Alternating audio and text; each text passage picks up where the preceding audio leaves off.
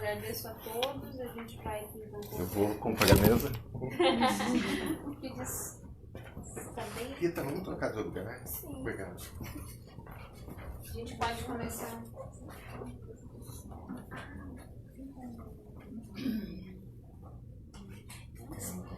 A missa tem alguma apresentação? Não, só Deus. Tu vai com o microfone? Vou ganhar o microfone. Você pode mudar o microfone para ele?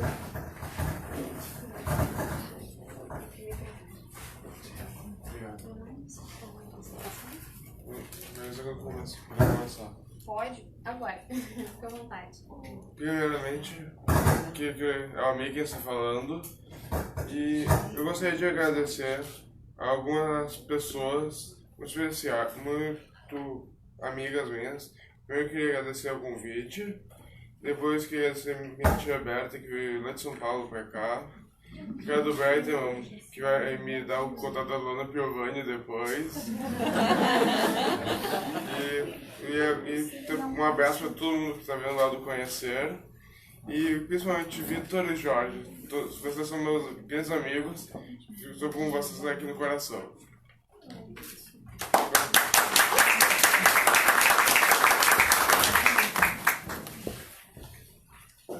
Quer mudar a luz, alguma coisa? Quando chegar aquela luz ali. Chega um pouco, né? Quer tirar o microfone? Estou tentando desligar o jogo. Tá parecendo. Assim, eu começo o meu dia logo às 6h15 da manhã, porque eu acordo nessa hora devido ao trajeto entre minha casa e a escola. Se não passar se chegar menos de meia hora, já é muita sorte. E eu gosto de chegar lá bem cedo. Normalmente a aula começa às 7h40, mas eu chego sempre antes das 7h30. Justamente vai ficar conversando com os colegas de outras turmas, com os professores também, nos primeiros momentos do dia. Quando o sinal bate, todo mundo vai para a sala e começa. A primeira aula sempre é mais difícil para mim, eu ainda estou meio que me acordando no primeiro período, porque às vezes pode gerar nota baixa, mas nada demais. Eu brinco com meus colegas muito, porque eles ficam conversando quase que a aula inteira. Mas eu fico fazendo o trabalho. Alguns chegam até me chamar de Amira Jato. Daí quando os colegas falam como que eu tenho a tarefa tão rápido, sempre é a mesma resposta. Enquanto vocês conversam, eu faço.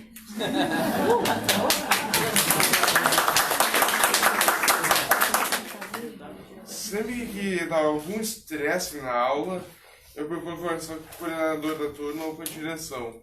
Que lá eu me acalmo bem, sinto muito bem e consigo me acalmar para ir para a aula, voltar para a aula. O barulho, assim, muitos dos meus colegas não param de falar um segundo. Se eu olhar capaz de até em prova mais importante do trimestre, eles ficarem batendo papo durante. E, deixa eu ver, desculpa, nervosismo. Olha para folha que daí fica normal. Olha o que tá vendo. Tem um professor que meus pais chamam ele de santo. Porque minha turma é uma bagunça infinita e ele quase nunca perde a paciência com a minha turma. São raras vezes que isso acontece. O nome dele é Marcelo Guido, disparado o melhor professor que eu tive. Ele dá aula de biologia no ensino médio, mas também de ciências no ensino fundamental. Ele faz muita brincadeira, zoa, mas quando é hora de falar sério, ele fala bem nas aulas. Eu vou dizer que qualquer aula com ele fica divertido. Ele está assistindo, amigo. Um abraço para tu, Guido. E tem outro um outro professor, Luiz Sec, de matemática. Minha turma vive zoando ele, porque com essa idade já é avô, a gente vive fazendo piada, mas ele tem uma paciência infinita, parece. Eu nunca vi ele estressado em 3 anos tendo aula com ele. Mas a melhor coisa que ele faz não é nem isso. O melhor é que uma vez por semana ele dá poker pra gente. A gente fica jogando poker na aula. daí depois que acabou a aula, aleluia. Eu gosto de voltar para casa num silêncio, porque ajuda a recuperar as energias perdidas no dia de aula, que normalmente é muito. Eu também diariamente tenho um momento que eu chamo de momento eu comigo mesmo. Esse momento é importante demais porque nele eu recupero praticamente todas as energias que perdi na aula. Se eu não faço isso, é certeza que eu vou ter estresse durante a tarde. E muitas vezes eu fico no site que eu mais uso no dia a dia, que é o YouTube. Eu gosto dele porque é uma plataforma muito flexível, muito variada. Eu posso ver de uma rodada inteira de um campeonato até física, matemática, dar uma estudada pelo YouTube. Já peguei até resumo de livro e tirei nota boa, graças ao YouTube. Eu vou destacar 2 canais que eu gosto muito, que é o Pipocando, que são 3 canais diferentes, cinema, música e games. O de música eu não perco um vídeo, toda vez que lança eu vejo ou no dia ou no dia seguinte, urgente, e que é muito bom o canal, curiosidades bem variadas. E também tem outro que é o Boom Shakalaka, que é de basquete, e o cara tem muita coincidência comigo. O cara é de uma banda que eu gosto bastante, Fresno, torce pro mesmo time que eu, é da minha cidade, Colorado, Gaúcho, Porto Alegre, e sempre que eu mando, volta em mim ele responde algum tweet meu, super de boa. Realmente é um canal que, para quem gosta de basquete, vale a pena conhecer. Ainda durante a tarde, eu curto muito dar umas pesquisadas sobre os mais variados assuntos. Quando eu ponho na cabeça um texto para escrever, eu organizo em tópicos ele, porque os tópicos me ajudam, primeiro, a não esquecer o que eu vou botar no texto, segundo, a organizar melhor. Tipo, tal parágrafo, tal assunto. E vai variando aos poucos. Toda semana sai a escala, entre aspas, de futebol americano no site Sports Mais. Sempre que sai, eu pego o jogo que eu vou escrever e separo um dia da semana. Nesse dia, eu não durmo se não terminar o texto. Eu sempre aviso para os meus pais que eu vou escrever o texto. Normalmente não demora muito para escrever, mas é porque eu sei bastante. Verdade à parte, mas sei bastante da matéria. Algumas vezes, pequenos barulhinhos e algumas frases que eu ouço muito no colégio ficam na minha cabeça dias, às vezes até meses. Então, principalmente eu sou um episódio que aconteceu que um colega meu soltou uma frase que eu lembro até a hora, era 11 e pouco da manhã quando ele falou, eu quase 5 da tarde consegui reproduzir. O cara soltou que eu sou o excluído da turma. Ele falou em minha direção isso. Eu agi errado, eu reagi errado, eu empurrei ele, voou a cadeira, a mesa, ele voou para fundo da sala. Eu assumi que eu fiz errado, mas eu deixei marcas que ficaram meses na cabeça dele, no corpo dele, como ele deixou na minha. Isso em abril, até hoje eu fico mexido com a frase. E muito decorrente dessas reações que eu tenho, tenho alguns apelidos como explosivos e doente. Porque muitas vezes, quando alguém fala, a gente faz muito amigo secreto, quando alguém fala que é muito sensato, todo mundo fala que sou eu. Sempre. Isso é uma coisa que eu tento quebrar, mas às vezes não dá pra quebrar esse estereótipo, entre aspas. Uma outra vez que eu gostaria de citar foi na mesma semana dessa que eu era excluído, acho que no dia seguinte, alguém manda no WhatsApp da turma que a gente tem um grupinho. Ninguém fala com o Amir amanhã na aula. Só isso me mexeu demais, fiquei arrasado e não é à toa que eu pedi pra ser mais cedo um pouco no dia, porque eu não tava aguentando. Ontem uma colega pediu pra quem estava sentado ao meu lado se afastar, porque vai que ele surte. Isso mexeu demais comigo. Infelizmente, não lembro o nome da colega, mas quem mandou vai ter se lembrando se estiver vendo essa palestra. Falei a verdade. No momento Agora eu tô passando por projetos que eu tô fazendo. Uma explicação ali que fala. É isso, eu falo. Fazendo notícia. Tá. Pois é. Eu escrevi, porém tô misturando um pouco o que eu mesmo escrevi. Ah, tá bom. Vamos falar Desculpa sobre pela autonomia. interrupção. É coisa de pai. Vamos lá, pai. Só digo uma coisa sobre os comentários que ficam me taxando. Eu não sou explosivo, eu sou reativo. Reajo de maneira diferente a vocês, neurotípicos. E que falo isso porque, no fundo do coração, essa frase, como eu pensei na hora que fui montar a palestra. E agora, só para dar uma breve encerrada, eu estou escrevendo um livro agora, estou misturando a história dos Estados Unidos com a história da NFL. Cada time da Liga de Futebol Americano de lá, dos Estados Unidos, eu escolho um episódio da história americana e misturo. Só vou dar um pequeno spoiler, Edgar Allan Poe vai ser mencionado. Eu também escrevo, além dos partes mais, eu faço pequenos parteiros para um site chamado College, com 2 L's, Brasil.com, sobre futebol americano universitário, último nível antes do profissional. Daí, inclusive, amanhã vai ter um jogão que eu vou tentar ver. Então, fora os parceiros da Escola de Brasil, eu escrevo no Medium, é uma plataforma de textos. Eu tenho 2 textos lá, porém pretendo lançar mais quando voltar. Super quem quiser ler, põe Amir R. Acherias na busca do Medium, vai achar os meus textos. Eu gosto de fazer uma abordagem meio crônica, meio informativa sobre tal assunto. Por exemplo, o jogador jovem que está bombando agora na liga fez um texto que um monte de gente no WhatsApp está me mandando elogio. Então, realmente, quando eu escrevo e vejo os elogios, não tem preço para mim. E um último texto aí, o meu site favorito, que eu não escrevo, se chama Última Divisão, sobre futebol alternativo. E poucos meses atrás eu realizei um sonho quase meu, que foi escrever um texto que foi publicado nesse Última Divisão. O texto é sobre futebol normal nosso, que é porque eu sou apaixonado pelo time da 4ª divisão inglesa. Subiu da 5ª para a 4ª esse ano. Então eu fiz uma crônica mostrando minha paixão pelo time. Avante Tranmere. Muito obrigado por tudo.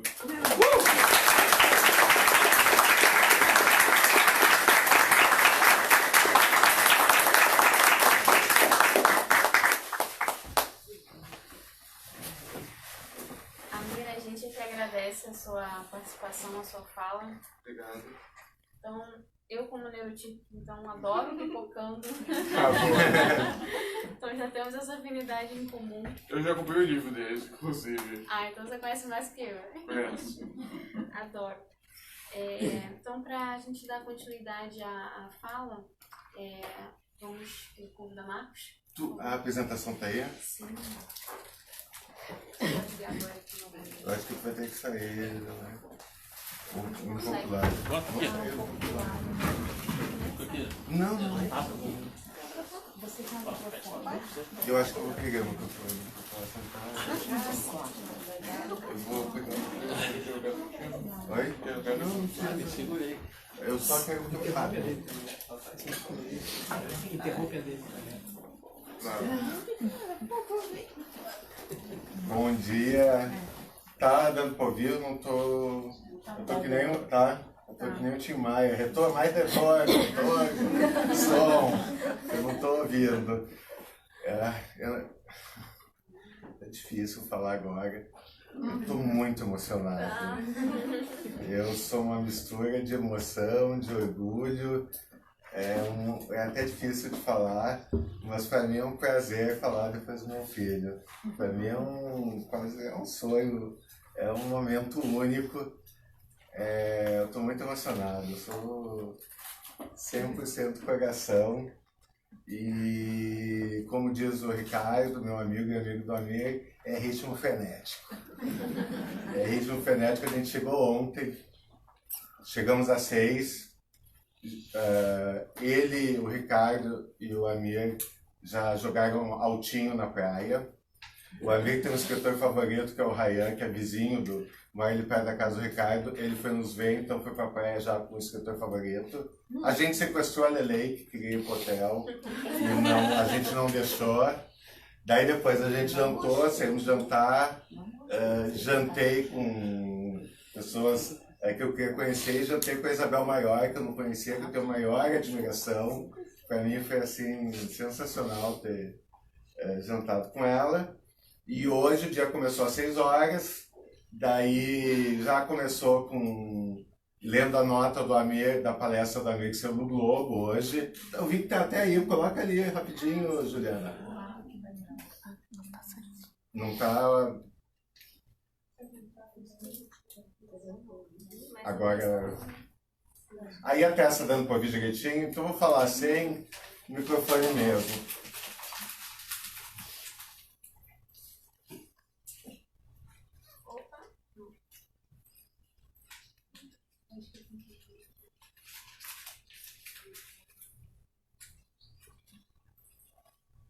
Então, ela vai, enquanto a Juliana tenta... Então deixa, Juliana, a gente vê depois e mostra depois para não ficar... Aí, saiu hoje na Marina Caruso a nota uma nota falando do Amir, por isso que era tão importante a gente fazer o Facebook, porque saiu no Globo, né? Não é para qualquer um. O meu filho, quando ele era pequeno, ele sempre dizia que quem saía no jornal era famoso, e como eu sei algumas vezes, ele achava que eu era famoso, e agora eu posso dizer que tu é famoso, viu? Saiu no Globo, tu é famoso.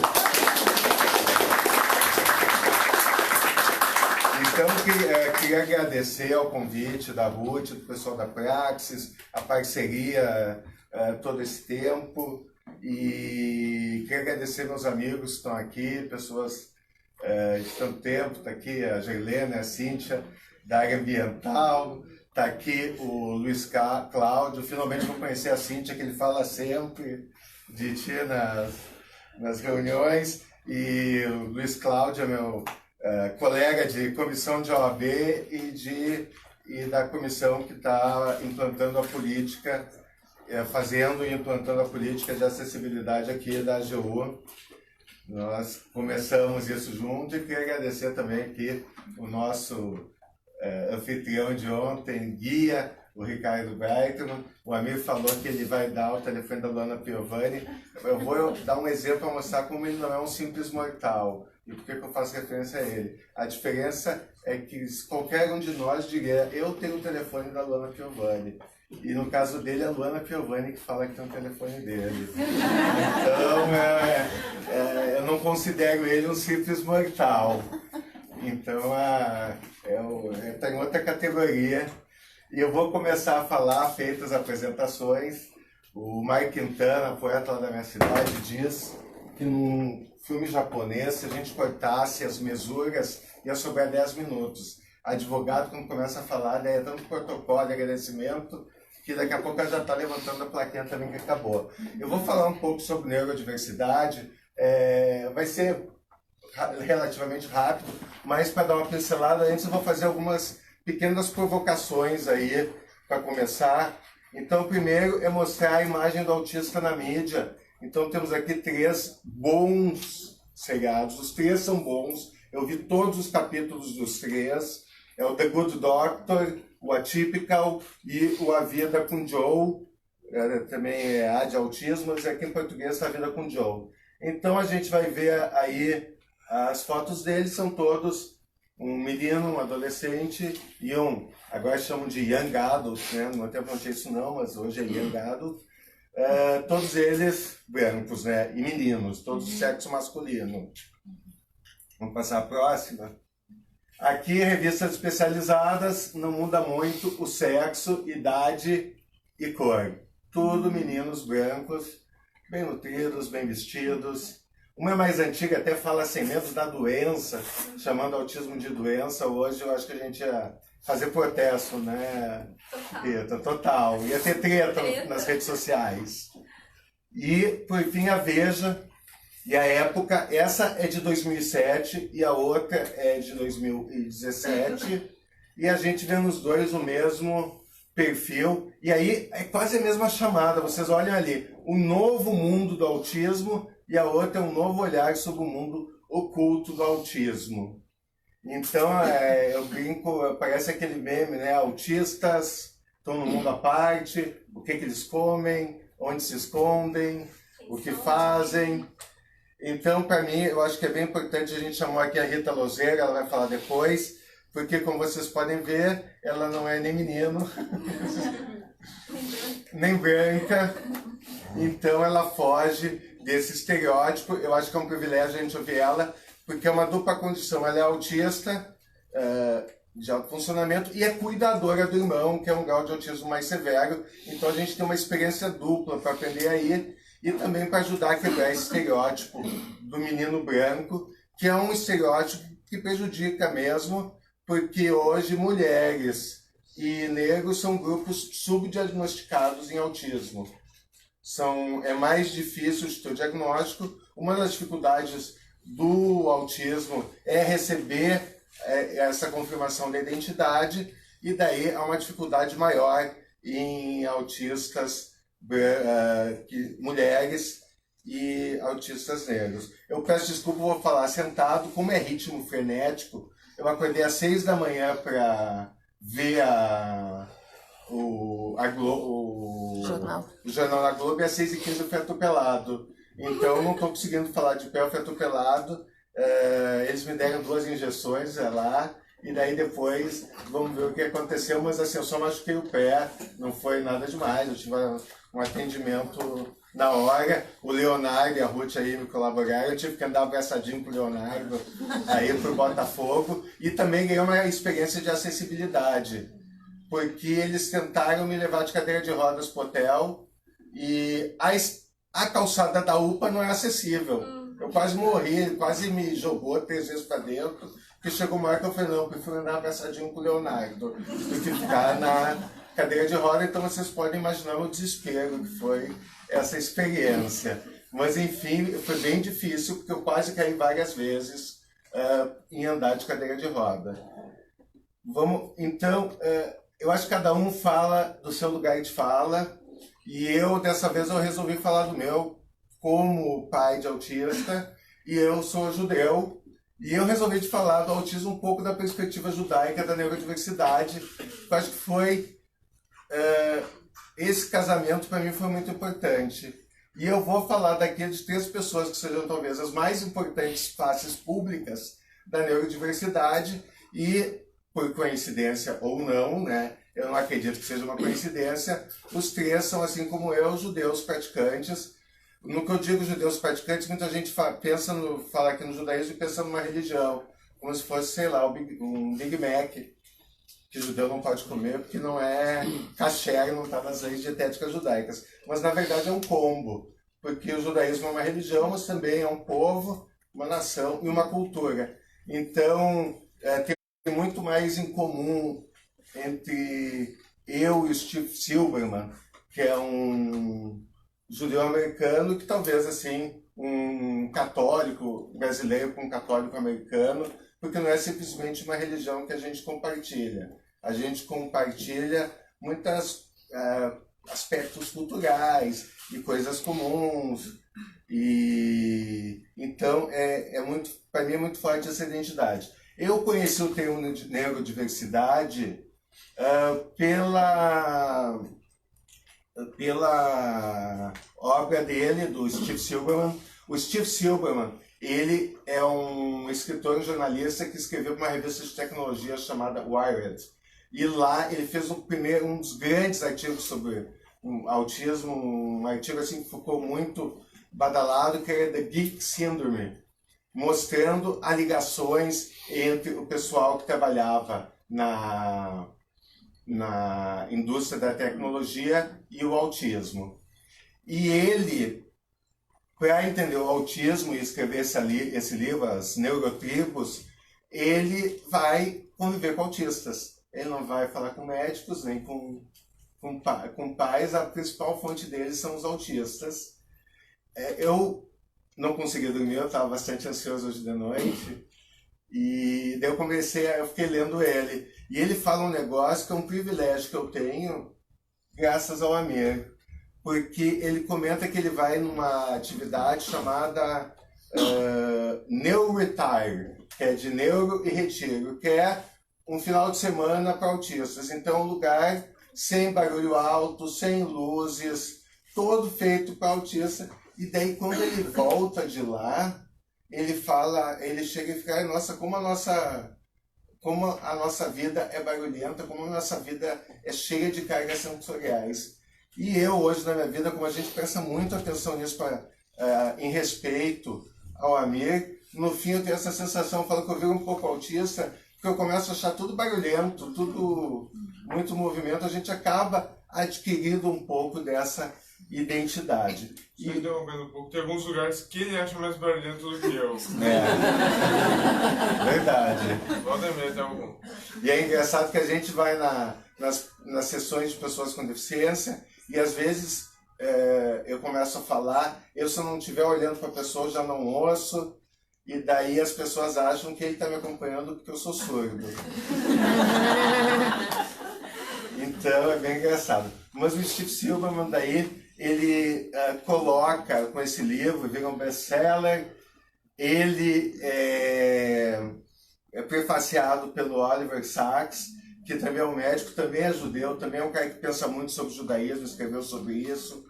E tanto o Steve Silberman como o Oliver Sacks são gays, os dois são gays, então tem diversidade por todos os poros, e ele fala bastante, e ele que me introduziu esse tema, e daí eu saí procurando a outra pessoa, que é o segundo, que é daí esse cara, o Ari Ne'eman.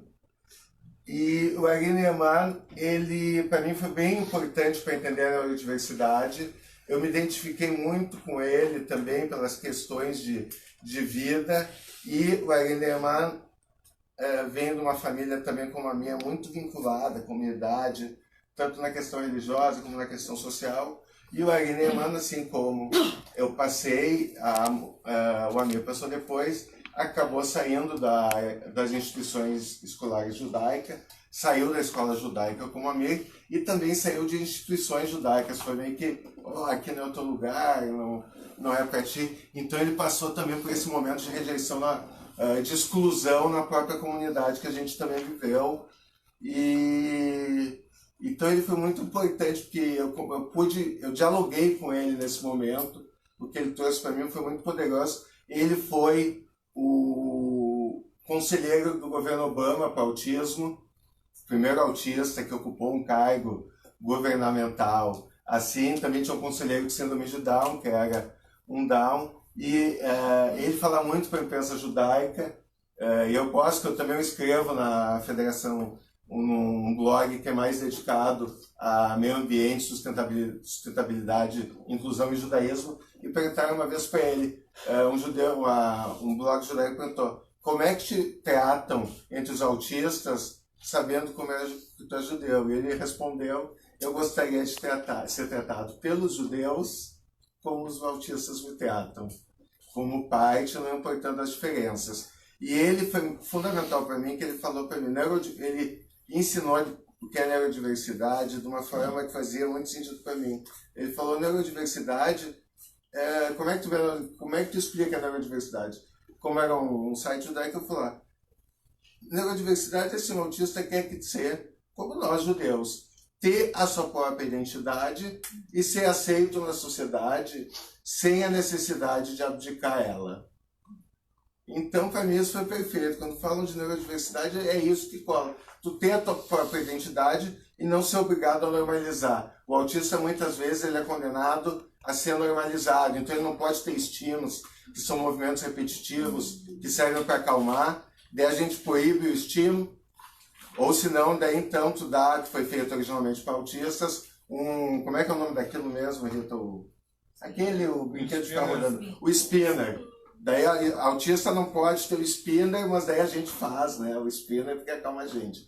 Então, essas questões todas de normalização, de tentar fazer passar para o normal, são bastante estressantes. E a terceira pessoa que eu queria falar daí também uma militante autista e vive daí na comunidade judaica de Sydney, é bastante atuante na comunidade lá também, que é a Judy Singer, que foi a criadora do termo de diversidade, e ela cria o termo quando ouve da família dela a frase que faz ela bolar esse nome, é quando perguntam para ela: tu não pode ser normal pelo menos um dia?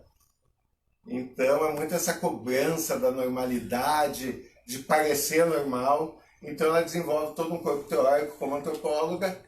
Agora não sei se é antropóloga ou socióloga, eu já me confundi. É socióloga, né? Como socióloga, defendendo a neurodiversidade. Eu brinco que as minhas palestras, eu ando falando muito, e nas palestras estão vendo budistas, elas começam com a gratidão e terminam com perdão. Porque a parte de perdão, que a parte do modelo social de deficiência é muito curta. Mas eu acho muito importante trazer a experiência pessoal. Eu acho que isso fala mais, isso aí, o que é modelo social, vocês podem procurar depois, mas é muito importante a gente ter isso. Modelo social de deficiência, que é o que ilustra a nossa lei, é o que guia a nossa legislação. A deficiência é considerada a soma da limitação, que é um fator de saúde biológico, um fator biológico, físico, sensorial, e a deficiência ela surge da soma dessa limitação com as barreiras que o meio ambiente, o ambiente dá a essas pessoas. Então, a deficiência, ela não surge, ela não é um fato biológico, como o Luiz Carlos falou do modelo médico, como o modelo médico estava falando, não. Ela surge a partir do momento que, tendo em vista essa limitação, a gente passa a tratar essas pessoas como pessoas menores, como vidas menores, ou talvez como vidas que não precisam ser vividas, vidas que a gente temeria viver elas, ou também como pessoas que têm que... a limitação... desculpa, eu comecei a falar e me perdi. Também como pessoas que são obrigadas a se superar para participar da sociedade. Então, a gente espera delas superação das pessoas com deficiências. Então, as pessoas, desde que elas superem e consigam estar no mesmo patamar dos povos normais, elas podem participar da sociedade. Não, o que o modelo social de deficiência fala é que é papel da sociedade, nós que não temos deficiência, romper essas barreiras para as pessoas com deficiência participar plenamente em condições de igualdade com os demais. O que a gente quer para as pessoas com deficiência não é caridade, são direitos. Não é privilégio, não, é igualdade. É igualdade. Porque tu colocar o meu filho numa sala em que as pessoas arrastam as cadeiras toda vez que vai ter um trabalho em grupo, exigir negociações grandes de traquejo social, que às vezes são muito penosas para ele, né? Quando começa aquela história de dividir por grupo, às vezes é um saco, né? Então tu está exigindo dele. Excluído nisso. Então, é um trauma para ele o trabalho em grupo, é um negócio que fere ele, porque no colégio anterior é comum que tem um barulho das cadeiras e tem toda uma negociação com os grupos. Então, ele acaba não estando em igualdade com os demais. E até o Steve Silverman, ele fala muito, eu posso conviver com os autistas, ele fala, é um mundo que não é desenhado para eles. É como a Lelei, que vai falar hoje de tarde, que tem nanismo, que é uma pessoa com nanismo. Se você ler um texto dela, fantástico, falando como ela se sente num quarto de hotel. Para Lelei no banco é uma epopeia. Então tu vai exigir superação para alguém que tem que se superar para ir no banco. Tem que se superar para fazer o check-in, que ontem o check-in, o balcão era muito acima da altura dela. Então, essa história de superação, está na hora de a gente passar disso, esquecer a superação e pensar em igualdade, em oportunidade de direitos. Eu nem estou olhando para moça do tempo, porque eu sei que está estourando, a Ruth vai me dar uma bronca, mas assim, eu queria muito agradecer a todos que estão aqui, que estão compartilhando esse momento conosco. Amanhã nós vamos falar na roda de conversa de novo. Gostaria muito de agradecer a quem está assistindo aí pelo Facebook. Gostaria de mandar um beijo enorme para a Brenda e para o Beni, que estão assistindo, minha mulher e meu filho, que devem estar cheios de orgulho pelo Amir. Eu também estou cheio de orgulho e estou feliz de estar aqui nesse momento. Então, meu muito obrigado a todos e vamos continuar aqui conversando.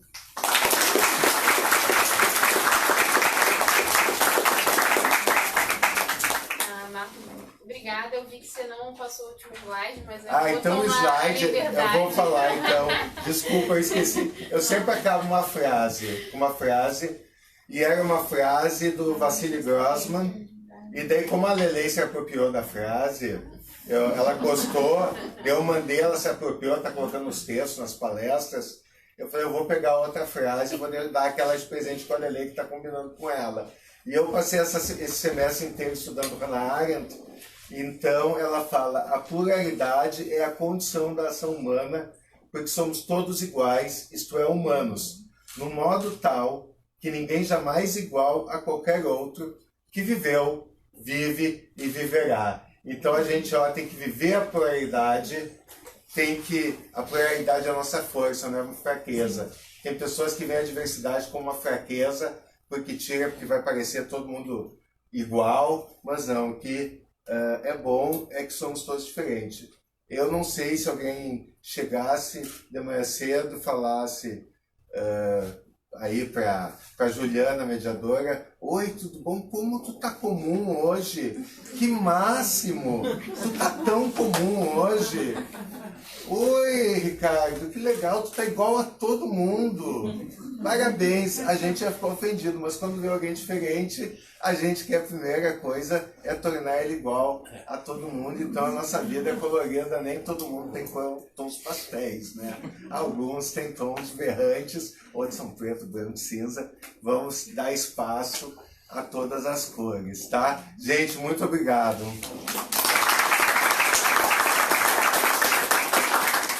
Obrigada a você, Marcos.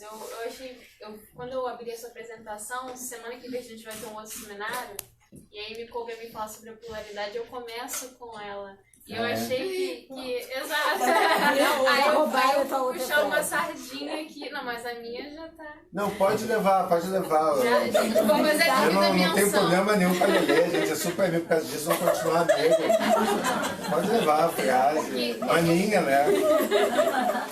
Vou fazer a citação, né?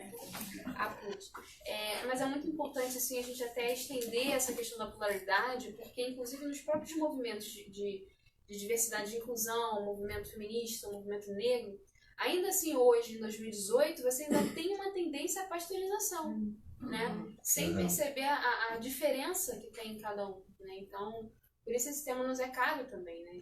Eu vou falar muito amanhã na roda de conversa sobre isso, não falei hoje, porque amanhã minha fala na roda de conversa vai ser muito focado nessa questão da diversidade e da pluralidade. Daí quem quiser debater isso, espero vocês lá na roda de conversa. Perfeito. Vou passar então a palavra à Rita. Bom dia.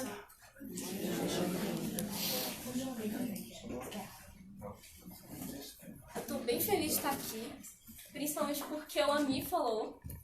E assim, autista falando em eventos que vão ter mesas ou qualquer tipo de coisa sobre autismo é uma luta assim, que a gente tem travado durante muito tempo. Então ver o Ami falando aqui, pra mim é muito bom. Eu vou solicitar uma adaptação razoável, já vou começar assim, quanto ao uso de flashes. Porque luzes repentinas a minha memória vai apagar e eu não vou conseguir nem falar direito o que eu trouxe aqui. Eu estou muito agradecida, quero agradecer a Ruth, a Praxis, a Juliana, a Fabi, todo mundo que está envolvido no evento, na organização, o Marcos pelo convite, agradecer a todo mundo que está assistindo. Eu estou muito feliz de estar aqui hoje, porque as pessoas que falaram antes de mim contextualizaram muito bem, assim, dentro do que a gente tem trazido de movimento para a inclusão de pessoas com deficiência e tal. E é muito bom ver isso, né? Não foco no modelo médico ou caritativo. Então, eu fico muito fico realmente feliz, sabe? Porque fica muito claro assim que a gente está caminhando e que isso tem aumentado, tem se ampliado, né? Eu vou falar sobre, eu trago aqui uma relação entre neurodiversidade, identidade e a convenção, que já foi falado aqui antes, Convenção da ONU para as pessoas com deficiência, e como essa relação é importante para a inclusão da pessoa autista. Eu vou começar, que eu sempre bato na tecla, que o autista tem que falar, tá? Eu vou começar trazendo 3 autistas que fazem parte do movimento de inclusão de pessoas autistas no Brasil, junto comigo, que não estão aqui hoje, que é a Amanda Pascoal, a Yara Sessu e a Fernanda Santana. Vou trazer a fala das 3 rapidamente, só para dar uma introduzida. A Amanda, ela traz uma fala sobre os STEAMs, o Marco já deu uma introduzida sobre o que é. STEAMs são movimentos repetitivos que a gente usa para se acalmar. Todo mundo tem, né? Todo mundo já fez prova de concurso ou qualquer outra prova, fica batendo a caneta, fica nervoso, fica sacudindo o pé. Só que autista vai girar o corpo. No caso do meu irmão, ele vai girar o corpo, gritar e bater palma ao mesmo tempo. Eu posso ficar mexendo a mão muito ou ficar mexendo na minha pulseira. Já quebrei várias que fico puxando. Então isso é um estímulo. E a Amanda, ela traz, né? Tem um vídeo em que ela tá balançando a mão e aí ela diz o que isso causa. Isso não causa mal a ninguém, né? Uma pessoa tá balançando a própria mão ou mexendo o próprio corpo, isso não causa mal a ninguém. E que ela precisa disso para se organizar. Se ela tá sentada, por exemplo, se ela tem que ficar sentada num lugar, ela vai ter que se mexer de alguma forma. Então ela usa isso para se organizar. E que isso não deveria ser um problema, nem dela, nem nenhum outro autista. A Yara, a Sessu, ela também é autista, também é ativista, e ela traz que o autismo a define. Porque sem o autismo ela seria uma pessoa completamente diferente. E aí é importante frisar que definir não é rotular, né? Tem que ter uma diferença aí. A Fernanda Santana, que é a atual presidente da Abraça, a organização da qual faz parte, também é autista, é ativista, ela traz que o autismo é uma abstração que foi criada para explicar esse conjunto de comportamentos que as pessoas neurotípicas acham muito estranhos. E por serem em maior número, acabam tendo um privilégio, né, de rotular o outro, de colocar o outro como o outro. E ela diz que a partir do momento que ela se coloca como autista, ela faz parte de um grupo. E aí ela passa a ter uma identidade. E que isso é muito importante para ela. É estruturante. Eu trouxe essas 3 falas porque eu vou narrar um pouquinho do movimento que a gente está construindo no Brasil, que tem a ver com essa relação que eu trouxe entre neurodiversidade, identidade e a convenção. Eu trouxe aqui um resumo esquemático. Eu sempre resumo as minhas ideias por meio de esquemas. E eu vou passar rapidinho porque boa parte já foi falado aqui. Que eu adorei isso. Que as pessoas já falaram bastante, né? Então, a Convenção da ONU, a gente tem a deficiência antes da Convenção e tem a deficiência depois. É um marco. Antes, muito daquilo que o primeiro palestrante, que é o Leonardo falou que na Roma as pessoas eram mortas, podiam ser sacrificadas e tal. A gente tem um modelo médico que você vai focar no corpo da pessoa. Então, se é uma pessoa cega, você vai lutar para que ela deixe de ser cega. Se uma pessoa é autista, você vai querer mudar os neurônios dela, né? Ou o sistema sensorial. Esse é o modelo médico, foca em mudar corpos e mentes. Modelo caritativo, que é o modelo que diz, tadinho, ele precisa de ajuda. Sejamos bonzinhos, vamos ajudar as pessoas com deficiência. A partir da convenção, a deficiência sai desse... Ela não está mais nesse alvo, né? Ela passa para o modelo social de direitos humanos, que é o DH de direitos humanos. E no Brasil, a partir de 2012, muito recente, o autismo chega na condição de deficiência finalmente. Então, a partir daí, pessoas autistas são pessoas com deficiência, têm todos os direitos que pessoas com deficiência têm. E aí eu quero destacar muito aqui barreiras.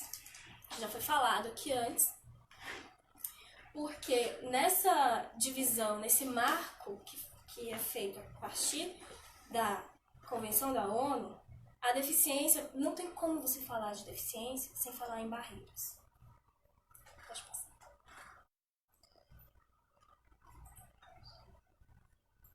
A minha apresentação está toda picada, porque eu não sei usar meu celular ainda.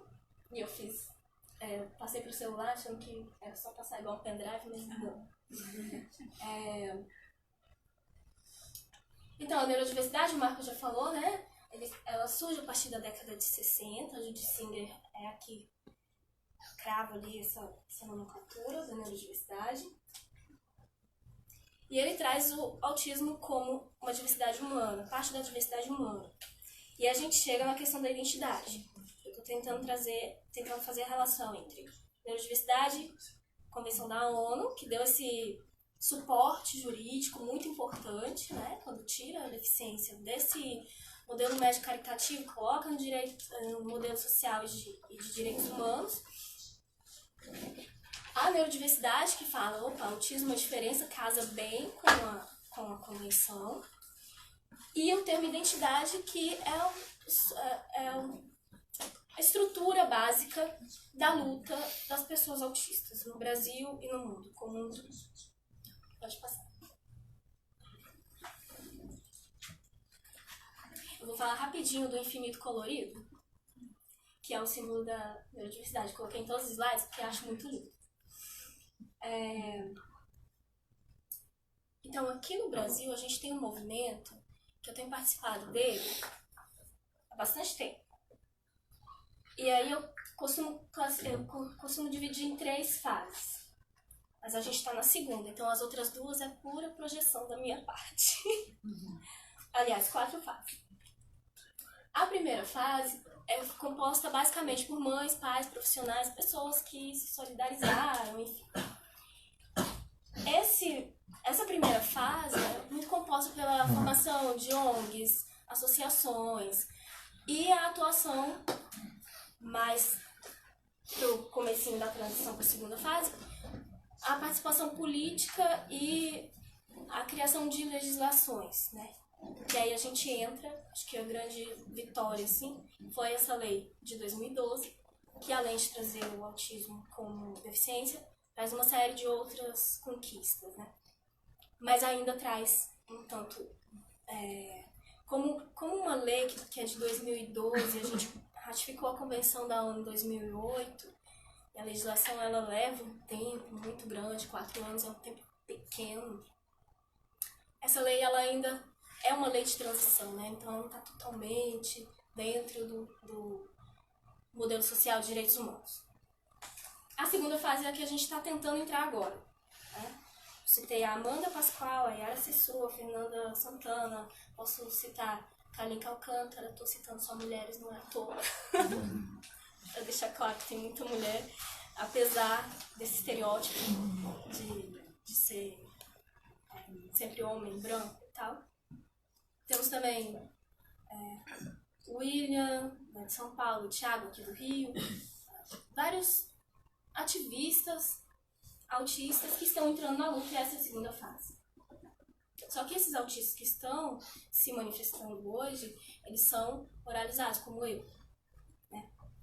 E o que a gente vê, assim, de caminho, o que a gente vê de suporte para o que a gente está construindo hoje é exatamente essa legislação que eu trouxe. E esse conceito da neurodiversidade. Foi falado aqui sobre a LBI pelo Luiz, né? E a gente tem uma série de outras legislações que vão surgindo a partir da convenção. Então a convenção ela gerou um efeito dominó extremamente positivo para a gente. E a gente vê que a gente está bem calçado nessa construção jurídica. E também a gente está bem calçado nesse termo, nesse conceito de neurodiversidade que é criado por pessoas autistas, né? Então, juntando essas duas coisas, a gente vê como futuro, como caminho do movimento, exatamente isso. E quando eu falei que eu fiquei muito feliz de ver o Amir falando aqui, é porque durante muito tempo eu fui a chata do Facebook, ou dos grupos do Yahoo, na época dos grupos do Yahoo, que ficava, não tem autista na mesa, não tem autista na mesa, só tem médico, né? Só tem pai, mãe, não tem autista. E aí hoje já tá tendo autista na mesa. Isso é muito bom. A terceira fase, aí vamos juntos nesse barco, que é a projeção. A terceira fase que eu projeto é quando virão os autistas não oralizados. Como o meu irmão, por exemplo. Sou cuidadora do Sérgio, ele é adulto já, tem 28 anos, ele é não oralizado, é um autista, aquele autista que precisa de bastante suporte nas suas atividades diárias. E para o qual um ambiente como esse seria muito cheio de barreiras.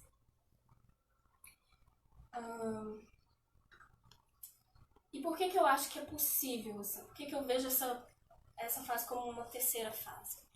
Porque a gente já tem isso nos Estados Unidos. Tem uma página no Facebook, que também é um blog, que se chama O Autismo em Tradução, que traduz textos de pessoas autistas que escrevem, que não são oralizadas, mas escrevem. No Brasil, a gente ainda tem, para esse autista não oralizado, o olhar médico. Tanto que muita gente fala assim, Rita, tudo bem, você fala em neurodiversidade, mas neurodiversidade para você, né? Porque para o seu irmão não tem condição. Não, tem. Eu tenho até um texto que eu começo falando, neurodiversidade é para todos os autistas ou não é para nenhum. E é isso. Ou é para todos, ou não é para nenhum. Não é neurodiversidade, então. E a gente precisa romper exatamente barreiras, por isso que eu destaquei antes o termo barreiras. Principalmente a barreira atitudinal, foi destacado aqui antes, por uma outra pessoa que falou antes de mim, acho que o Luiz. Quase aplaudi na hora, mas eu me contive. É isso aí, atitudinal é mais... Porque eu vejo que a partir da atitudinal surgem as outras, entende? Porque quem constrói um prédio é uma pessoa, quem vai fazer o desenho de um serviço, de um produto, é uma pessoa. Então é a partir da visão que ela tem, da atitude que ela tem diante do outro que é diferente dela, que ela vai construir aquilo. E vai deixar algumas pessoas para trás. E não vai se importar que tem gente sendo deixada para trás. Tem um monte de gente sendo deixada para trás. Né? Autistas como meu irmão não estão aqui. E eles não estão em nenhum evento que eu participo. Ou se eles estão na plateia. E os olhares para eles são olhares tortos ainda. Né? E é um olhar torto que se reflete no ativismo que a gente faz. Quer dizer, muito bonito vocês falarem de neurodiversidade, falar que autismo não é doença, mas o meu filho tá batendo a cabeça na parede lá em casa. Mas o teu filho tá batendo a cabeça na parede, ok, e você já olhou em volta quais as barreiras que estão atingindo ele, então a gente tem que olhar, tem que mudar, que não basta a legislação, a Convenção da ONU, ótimo, mas a gente ainda não mudou. Quando a deficiência é muito perceptível no corpo da pessoa, no comportamento dela, você tem que fazer um esforço, porque a gente aprendeu desde cedo a focar o olhar no corpo, um olhar negativo. Então, o meu irmão, quando sai na rua, ele é um problema gigante, andando e, às vezes, soltando uns gritos repentinos que as pessoas acham muito estranhos. Se você disser, não se preocupe, é porque ele é autista, ele está se regulando, e a pessoa vai falar, tadinho, você já experimentou algum remédio, ele toma algum medicamento, mas ele está medicado? Você já levou ele na igreja? O foco continua na pessoa. Mas tem que ver O trânsito em volta tá barulhento, tá ventando muito. Ele comeu antes de sair porque ele não é oralizado. Será que ele conseguiu comunicar que ele estava com fome? Ele pode estar com sede, ele pode ter ouvido alguma coisa, ele pode ter recebido algum olhar, que apesar de dizerem que autistas não leem expressão facial, realmente a gente tem dificuldade com isso, mas a gente sente um desconforto, ainda que a gente não entenda, não consiga trazer para o campo da linguagem, a gente sente. E quando a gente sente e não consegue trazer para o campo da linguagem, e isso vale para todo mundo, a gente se manifesta pelo corpo, né, Ruth? Terapeuta. A gente se manifesta pelo corpo. Então não somos tão diferentes assim. Então olhar as barreiras, por isso que eu destaquei e continuo destacando, e eu quero que vocês saiam daqui com essa ideia. Deficiência, barreiras. Dificuldade com uma pessoa com deficiência está tendo uma dificuldade tal. Qual é a barreira que está atingindo essa pessoa? Tá. A quarta fase, que na verdade não é uma quarta fase, né? Mas assim, que ocorre concomitantemente, assim, mas que eu acho que vai ganhar mais força. Mas quando essa terceira fase começar e se firmar mais, é a manifestação de autistas negros, LGBTs, mulheres e pessoas com outras deficiências além de autismo. E eu não coloquei autistas de periferia. Porque a gente ainda tem, como o Marcos falou, um subdiagnóstico de autistas negros, a gente tem um subdiagnóstico de autistas mulheres, e aí quando você intersecciona mulher e negra, você não acha autista por aí, mulher e negra. E por que isso acontece? A Amanda Pascoal tem uma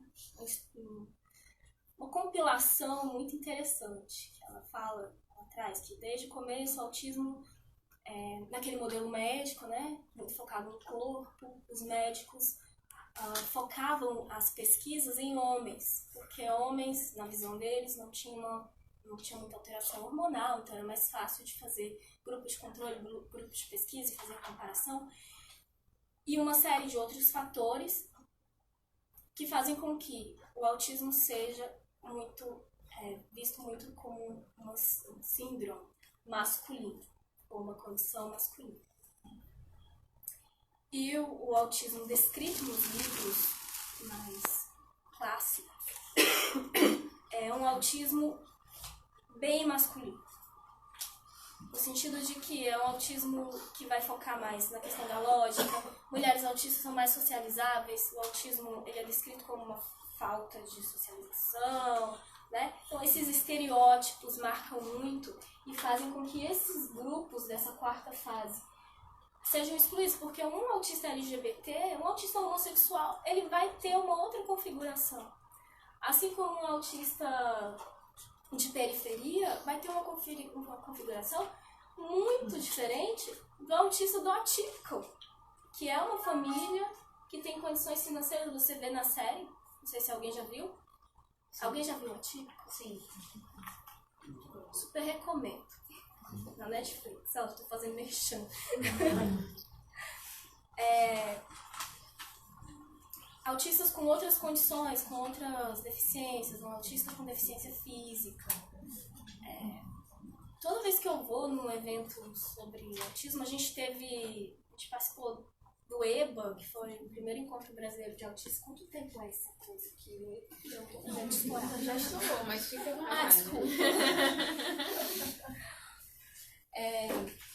A gente teve o EBA, que foi o primeiro encontro brasileiro de autistas, em 2016. E isso foi muito perceptível, né? Quem conseguiu, e eu digo conseguiu porque a gente tem toda uma construção social que faz com que algumas pessoas cheguem em espaços de voz e outras não, né? E era muito perceptível, assim, a maioria classe média ou classe média alta, alguns de periferia, mas ainda brancos. Então, assim, sempre muito padrão. Não lembro de nenhum com outra deficiência junto. E foi um evento protagonizado por pessoas autistas. Então, eu trouxe esse movimento para compartilhar com vocês uma construção, que é uma construção coletiva, da qual eu tenho feito parte, para que vocês que estão aqui ajudem a pensar sobre qual o papel de cada um nessa construção. E então eu vou passar e vocês vão passando, e por favor coloquem o nome e contato de vocês, quem quiser entrar em contato e achar que pode ajudar de alguma forma, ou dar alguma ideia, né? Eu vou passar e aí vocês vão passando. Só colocando, pode colocar telefone, e-mail, qualquer coisa assim. É esse nível. Pode pular.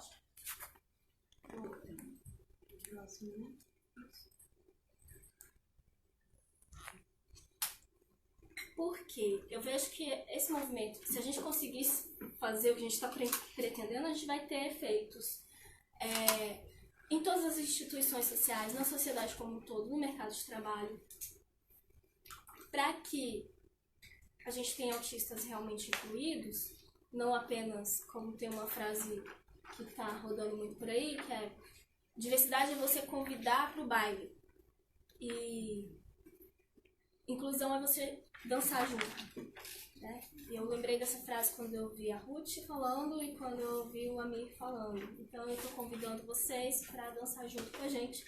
E aí, por favor, deixem seus contatos. Muito obrigada.